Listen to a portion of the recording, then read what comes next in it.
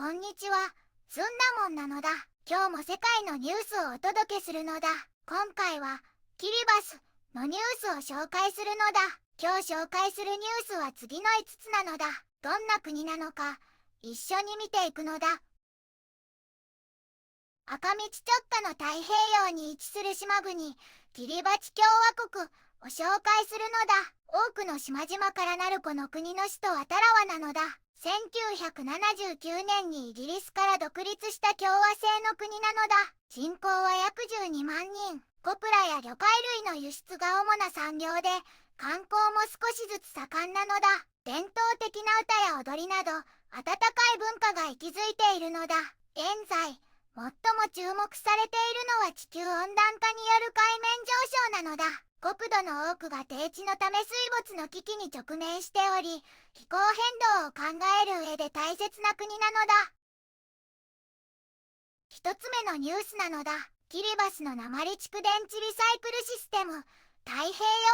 会議で注目という記事なのだ。キリバスでは、使い終わった鉛蓄電池をリサイクルする特別な仕組みが大成功しているのだ。太平洋の島々では有害な廃棄物が大きな問題になっているけれど、キリバスは20年間で7000トンもの有毒廃棄物を取り除いたのだ。この素晴らしいシステムは、第4回クリーンパシフィックラウンドテーブルでも注目された、とっても革新的なやり方なのだ。キリバスでは、20年前に、AOKI、MANGE コンテナデポジット法っていう法律を作って、使用済みバッテリーを買い取るインセンティブ制度を始めたのだ。バッテリーを捨てるところじゃなくて、お店に持っていくと1個につき5ドルもらえるのだ。このお金は、特別基金っていうところに集められて、リサイクル業者がバッテリーを買い取る費用に使われるのだ。こうすることで、業者さんはバッテリーを安全に集めて、オーストラリアとかアジアに輸出して利益を出せるのだ。キリバス固形廃棄物管理プログラムのアリス・レニーさんによると、このシステムは政府の支援がなくても20年間ずっとうまくいっている商業ベースのモデルなのだ。だから、他の太平洋の国々にも、ぜひこの成功例を共有したいと思っているのだ。とってもシンプルに始められるから、他の国でも活用できるはずなのだ。このリサイクルは、キリバス全体をきれいにするための大きな取り組みの一部なのだ。人口が増えて経済も発展しているキリバスでは、ゴミ問題はとっても重要だから、もっと埋め立て地が必要だったり、ゴミ収集の改善やリサイクルが求められているのだ。レニーさんは、このラウンドテーブルは経験を共有して、新しいアイデアに出会える素晴らしい場だと話しているのだ。さらに、20年前にバッテリーの法律を作った時から、いつかは寿命を迎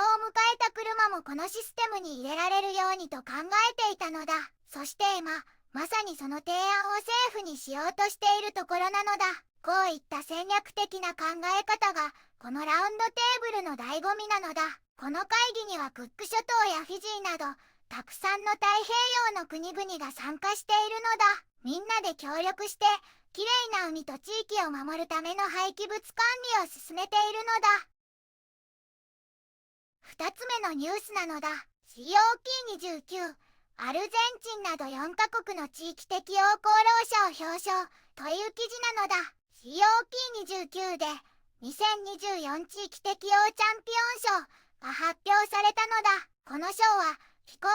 変動の影響に立ち向かい、地域が主導する素晴らしい取り組みを表彰するものなのだ。世界中から870件もの応募があり、食料、水、企業、都市適応の4つの分野で優れたプロジェクトが選ばれたのだ。受賞団体にはそれぞれ1万5000ユーロが贈られるのだ。特に注目されたのは4つの取り組みなのだ。まず、食料安全保障部門では、イギリスのチャリティ団体、3AID がブルキナファソで活躍したのだ。彼らは持続可能な土地利用を通じて、人々の食料安全保障を高め、女性たちの自立も支援しているのだ。次に、水安全保障部門では、グリーン、ホープ、FOUNDATION が太平洋の島国キリバスで賞を受けたのだ。太陽光発電を使った水ファームを設置して250人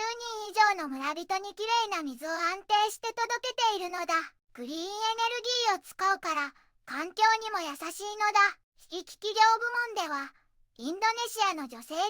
営の企業 LIET グリーンが選ばれたのだ。彼女たちは気候変動に強い農業技術を導入し、1500人以上の小規模農家、特に女性たちを支援しているのだ。これにより農家が厳しい気候の中でも生計を立てられるようにしているのだ。そして都市適応ソリューション部門では IIED、MRICA、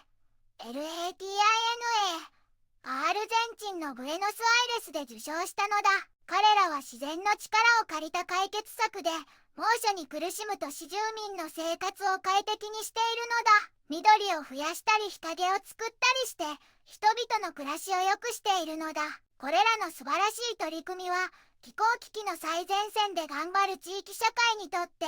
回復力を築くための大切なヒントになるのだ。これからも地域からの適応策がもっと広がることを期待するのだ。3つ目のニュースなのだ。キリバス、持続可能な未来へ戦略的環境アセスメント導入という記事なのだ。キリバスが持続可能な未来のためにすごい取り組みを始めたのだ。戦略的環境アセスメント SEA っていう環境と社会を考えた計画づくりを進めているのだ。これはプロジェクトごとの評価じゃなくて政策や計画の段階から影響を前もって調べるとっても高いレベルのツールなのだ。 SPRET の担当者さんは飛ぶ前に見ることが大事だって言ってるのだ。キリバスでは2021年の環境法改正や環境政策で SEA を法的にしっかり位置づけたのだ。特に漁業・海洋資源開発省は海底鉱物資源を管理するために SEA が重要だと考えて SPRET に研修をお願いしたのだ。多国間環境協定 MEAS でも SEA が大事だって言われているからキリバスの取り組みはますます注目されているのだ。 MELAD が主催して SPRET が協力した4日間のワークショップには14の政府機関から40人以上が参加したのだ。 SEA の理論と実践を学び、地域の課題や伝統的な知識、気候変動の影響も考慮に入れることの大切さを議論したのだ。参加者たちは SEA をさらに進めるために具体的なルールやガイドラインが必要だって話し合ったのだ。特に海底鉱物資源への SEA 適用が優先されていて SPRET の継続的なサポートを期待しているのだ。 SEA の導入は大変かもしれないけどキリバスの未来をきっと良くするはずなのだ。今回のワークショップは始まりに過ぎなくて SPRET はこれからもずっとキリバスを応援していくのだ。4つ目のニュースなのだ。2025年5月ハワイ観光客数出が増加という記事なのだ。ハワイの2025年5月の観光統計が出たのだ。ビジネス、経済開発、観光局の速報によると訪問者数と支出が去年の5月より増えたらしいのだ。特に訪問者数は77万人を超えて去年より 1.0% アップなのだ。観光客の皆さんの総支出は16.8億ドルで去年より 3.7% も伸びたのだ。すごいのだ。パンデミック前の2019年5月と比べても訪問者数は 91.0% まで回復して出は 18.9% も多くなったのだ。元気が出てきた証拠なのだ。飛行機で来た方がほとんどでクルーズ船で来た方もいたのだ。滞在日数は平均 8.47 日だったのだ。アメリカ本土からの訪問者が多くて特にアメリカ西海岸からは去年に比べて 1.8% 増、2019年と比べると 6.1% も増えたのだ。出も大幅に増えて1人当たりの日額支出も増えているのだ。アメリカ東海岸からは少し減ったけど2019年よりは増えていて出も堅調なのだ。日本からの訪問者は去年より少し減って2019年と比べると大きく減っているのだ。でも1人当たりの日額支出は去年より増えているのがすごいのだ。カナダからの訪問者も減ったけど、こちらも1人当たりの日額支出は2019年より増えたのだ。今年1月から5月までの累計で見ても、訪問者数は去年より 2.8% 増えて、支出はなんと 6.5% も伸びたのだ。パンデミック前と比べても支出は 24.3% も高いのだ。島ごとでは、オアフ島は訪問者数が少し減ったけど支出は増えたのだ。マウイ島は去年の山火事から22ヶ月経って、訪問者数も支出も去年に比べて大きく増えてきたのだ。カウアイ島は訪問者数は少し減ったけど、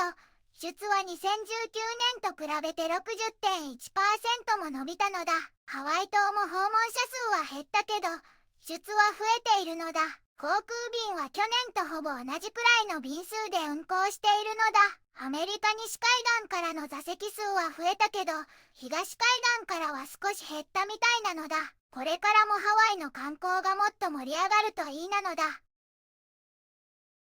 5つ目のニュースなのだ。中国、気候変動対策で結束呼びかけ、という記事なのだ。中国の王厚外相がね、みんなで力を合わせて気候変動と戦う大切さを訴えたのだ。キリバチの大統領たちとの会議で、その重要性を強調したのだ。一部の主要な国がパリ協定から抜けちゃったことには、とってもがっかりしているって言っていたのだ。特に、アメリカのトランプ前大統領がパリ協定からの脱退を正式に決めたことにも触れていたのだ。でも、中国は、どんな状況になっても、世界全体の気候ガバナンスをずっと支えて、積極的に参加していくって言っていたのだ。それから、気候問題に関する途上国同士の協力も、これからも続けていくのだ。さらに、中国は太平洋の島国たちと協力して、気候変動に立ち向かい、持続可能な発展を進めるための新しい計画を発表する予定なのだ。そして、これから3年間で、太平洋の島国のために気候変動対策に関する小さくて素敵なプロジェクトを100個も実施するつもりなのだ。地球の未来のためにみんなで頑張るのだ。キリバチは海面上昇の危機に直面してるけど、鉛蓄電池リサイクルや太陽光水ファームで頑張ってるのが分かったのだ。中国の支援や国際的な取り組みもあって、持続可能な未来へ向けて力強く進んでいるのだ。みんなで協力して、この美しい国を守っていきたいのだ。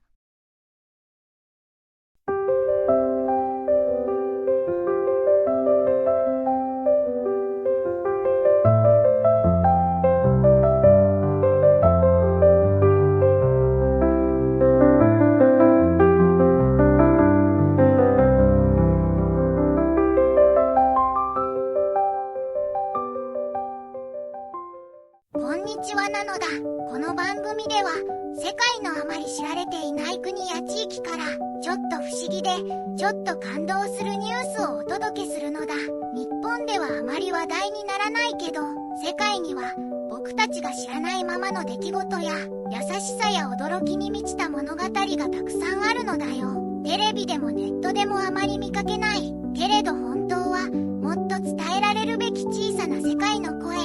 そんな声を僕と一緒に見つけに行くのだ。さあ、一緒に知られざる世界の旅を始めるのだ。